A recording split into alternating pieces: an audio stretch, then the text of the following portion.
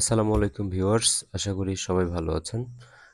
ইতোমধ্যেই ৪৯তম বিশেষ বিসিএস প্রকাশিত হয়েছে, আবেদন প্রক্রিয়া শুরু হয়েছে গতকাল থেকে। তো আজকে এই এটাতে হচ্ছে কিভাবে আবেদন করতে হবে এই বিসিএস এর জন্য সেই বিষয়টা শুরু থেকে শেষ পর্যন্ত দেখাবো। তো ভিডিওটি শুরু থেকে শেষ পর্যন্ত দেখলে আপনি এই বিসিএস এর আবেদন প্রক্রিয়া সম্পর্কে হচ্ছে জানতে পারবেন। তো আমি চলে যাচ্ছি এখানে যেই লিঙ্ক থেকে আবেদন করতে হবে এটি আমি হচ্ছে ডেসক্রিপশন বক্সে দিয়ে দিব, আপনারা এখান থেকে দেখে নেবেন। তো এটা হচ্ছে লিঙ্ক, যে লিঙ্কে যে হচ্ছে আসলে আমাদেরকে আবেদন করতে হবে। তো এরপরে দেখেন এখানে লেখা থাকবে সবার উপরের যেই লিঙ্কটা, online application for 49th BCS special examination 2025। তো এটাতে ক্লিক করে দিলাম। দেওয়ার পরে এখানে অ্যাডভার্টিজমেন্ট আছে, ইনস্ট্রাকশন ফর সাবমিটিং অ্যাপ্লিকেশন, এগুলো চাইলে দেখে নিতে পারেন। তো অ্যাডভার্টিজমেন্টটা যদি আমরা একটু দেখার চেষ্টা করি, তাহলে এখান থেকে অ্যাডভার্টিজমেন্টে যে বিষয়গুলো আছে সেগুলো আমাদেরকে একটু দেখে নিতে হবে সার্কুলারে। তো এখান থেকে আমরা যেটা দেখব সেটা হচ্ছে কোন তথ্য দিয়ে আমাদেরকে পরবর্তী ধাপে যেতে হবে। এখানে এসএসসির তথ্য দিতে হবে, তারপরে এসএসসির এখানে রোল দিতে হবে, এখানে এসএসসি রেজিস্ট্রেশন নাম্বার দিতে হবে, আর এখানে এসএসসি পাসিং ইয়ার কত সালে পাস করেছি সেটা দিতে হবে। দেওয়ার পরে এখানে লেখা আছে application form for general cadre, তারপরে লেখা আছে application form for general and technical professional both cadre যেটা আছে। তো এখানে এই অপশানগুলো কিন্তু আসলে দেখা যাচ্ছে যে একটু ব্লার করে দেওয়া হয়েছে, আর মাঝখানেরটা শুধুমাত্র চালু আছে। কারণ এটা যেহেতু সাবজেক্ট ভিত্তিক, তাই শুধুমাত্র একটা অপশান চালু রয়েছে, বাকি কোনো অপশানই কিন্তু এখানে চালু করা নেই। তো এটাতে শুধু কাজ করবে, বাকিগুলো কিন্তু কাজ করবে না। তো এখানে সবকিছু তথ্য দেওয়ার পরে নেক্সটে ক্লিক করে দিলে এখানে কিছু তথ্য আসবে আর কিছু তথ্য বাকি থাকবে। তো বাকি তথ্যগুলো কিন্তু আমাদেরকে পূরণ করে দিতে হবে। তো এখানে তথ্যগুলো পূরণ করতে হবে কিভাবে, এখানে ডেট অফ বার্থ দিতে হবে, ডেট, এখানে মান্থ, এখানে ইয়ার দিতে হবে।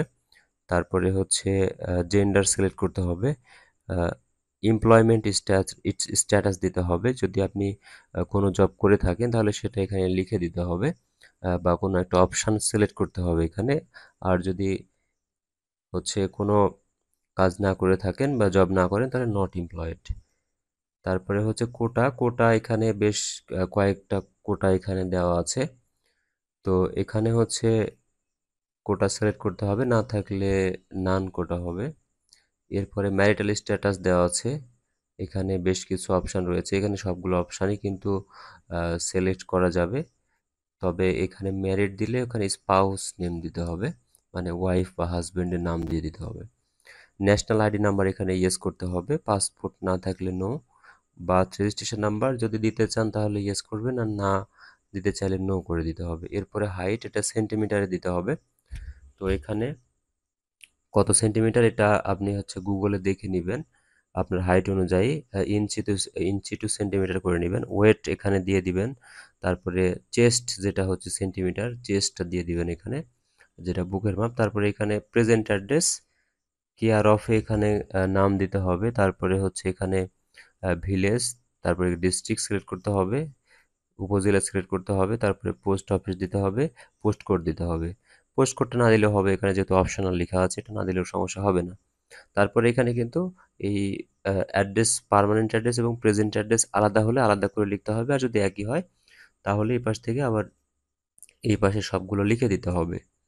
দেওয়ার পরে এখানে মোবাইল নাম্বার দিতে হবে, তারপর রিটাইপ, একই নাম্বার টাইপ করতে হবে। এখানে এক্সাম সেন্টার কিন্তু একটা এবারে, শুধুমাত্র ঢাকাতে, এর বাইরে কিন্তু কোনো এক্সাম সেন্টার নেই, সুতরাং ঢাকাতে যেই পরীক্ষা দিতে হবে।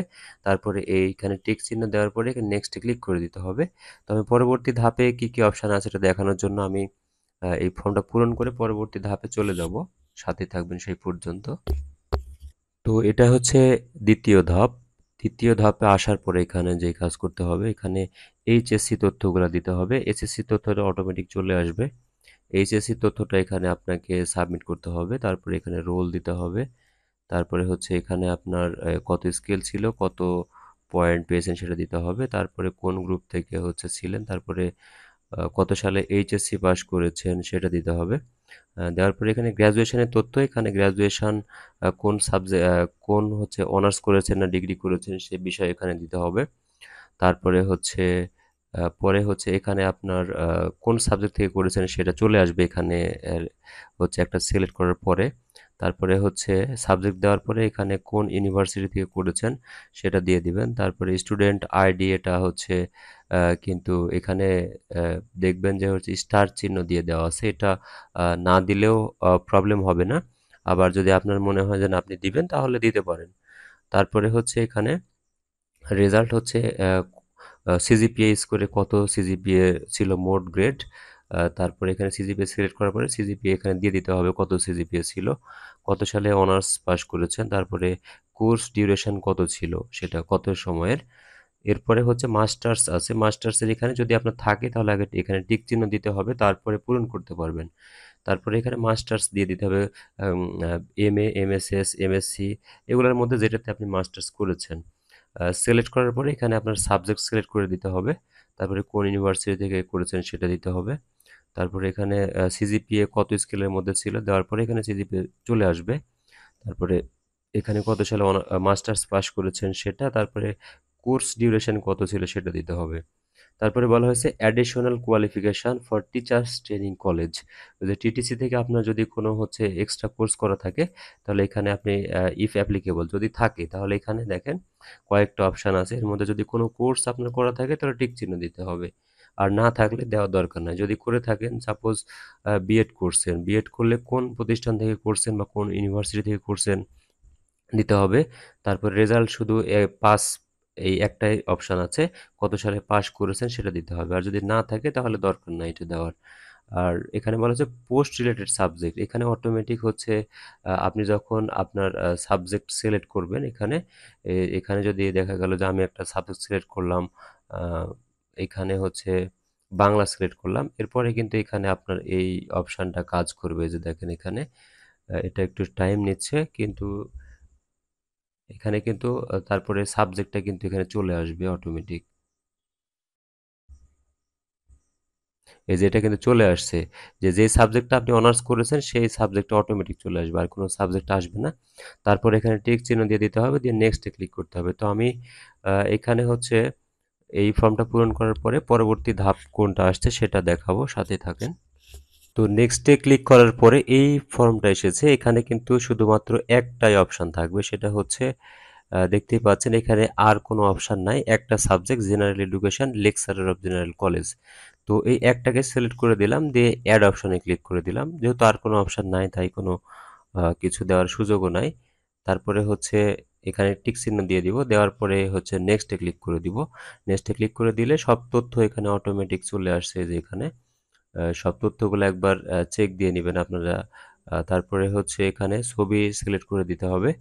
তো আপনার হচ্ছে যেই ছবিগুলো আছে সেখান থেকে 300x300 সাইজের ছবি হতে হবে, অন্য কোনো ছবি হলে কিন্তু ছবি নিবে না। তো 300x300 সাইজের একটা ছবি আমি সিলেক্ট করে নিলাম। তারপরে সিগনেচার নিতে হবে, 300x80 সাইজের সিগনেচার কাটার ভিডিও আমার ডিসক্রিপশন বক্সে দেওয়া আছে কিভাবে মোবাইল দিয়ে হচ্ছে ছবি কাটতে হয়। তারপরে এই কোডটাকে এখানে হচ্ছে আপনি লিখে দিবেন, এখানে লিখে দেওয়ার পরে এই টিক চিহ্ন দিয়ে এখানে জাস্ট করে সাবমিট করে দিলে কিন্তু আপনার কাজ শেষ হয়ে যাবে। তো এখানে আমি যদি সাবমিট করে দিলাম, এখানে সাবমিট করে দেওয়ার পরে এরকম একটা ফর্ম চলে আসবে। আসার পরে অবশ্যই এটা আপনাদেরকে ডাউনলোড করে নিতে হবে পরবর্তীতে সংরক্ষণ করার জন্য বা টাকা পেমেন্ট করার জন্য কিন্তু এটার হচ্ছে প্রয়োজন হবে। সো সাথে থাকার জন্য ধন্যবাদ। আশা করি বুঝতে পেরেছেন কিভাবে ৪৯তম বিশেষ বিসিএস এর আবেদন করতে হবে বিষয়টা।